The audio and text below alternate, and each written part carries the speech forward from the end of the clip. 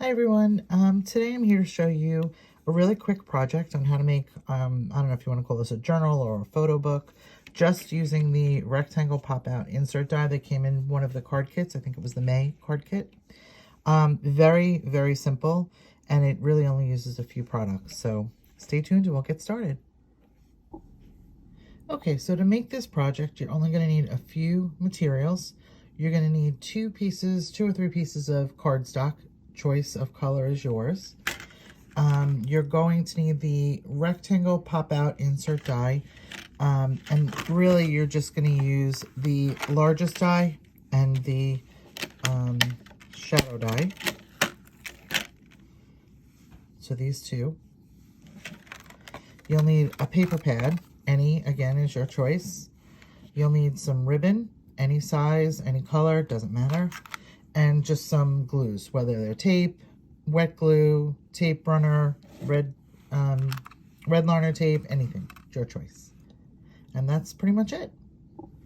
Okay, so for the first part of this card, what I did was I cut out 4 from the main die, the large die, in the mint chip. And as you'll see, I cut off the tabs that were on the left and the right. So we just basically have a folding card.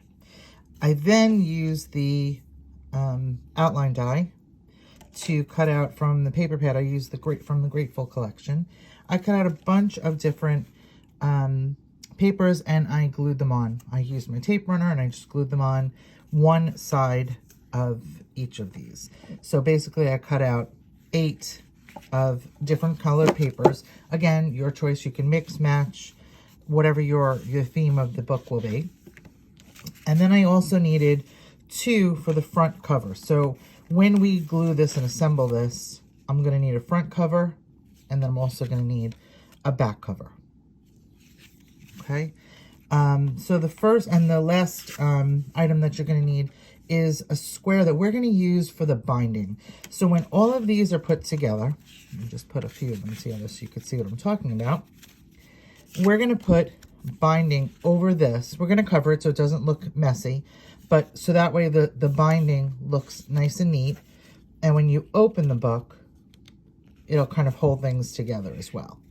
So we're going to do that. And we're also going to add on, before we glue these on, we're going to add on some ribbon so we can fasten the book to closed. The next step that I found easiest to do was to figure out what order I wanted everything in when you open the book. So I went ahead and I numbered each of the cards. So on the back of each of the cards, because they're going to be covered with paper or glued together.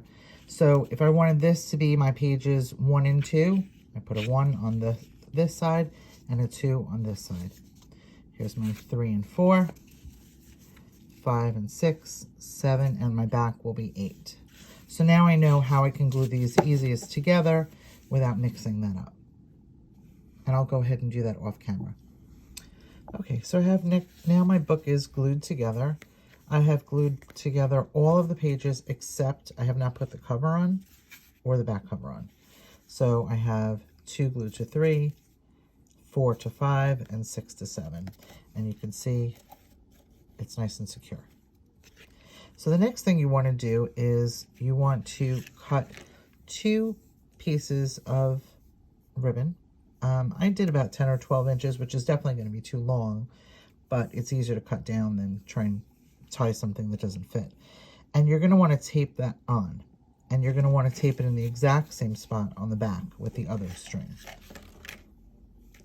So just make sure they're even. So when you tape them on, you want to line them up like this. Make sure they're about even so that you could tie it off. Then you're going to want to take that piece that was 2 3/4, and I kind of just folded it over the edge. Nothing, no measurements or anything like that. It doesn't have to be perfect. And I added some tape on the inside. I'm going to tape that down. I'm going to tape down my strings like this, and then I'm going to take my cover and go right over it. And then I'll do the same thing on the back, and I'll do all that off camera. And I will be right back. Okay, so there you have it. Here's the finished product. Now, obviously, I didn't decorate this. You can make this for a birthday or for a thank you, photo album, whatever you want to do. And you could add as many pages as you want inside. I had done 4 of the accordion or the insert die, 4 of them. Therefore, I needed 8 of the pattern paper. And then I also needed a cover and a back. So in total, 10 pieces of the pattern paper. And that was cut out with the one major layer die, not the decorative one, the layer die. You can also add other items to this. You could add initials, you could add, like I said, pictures, anything like that. But it's nice and sturdy. And it was pretty simple to assemble.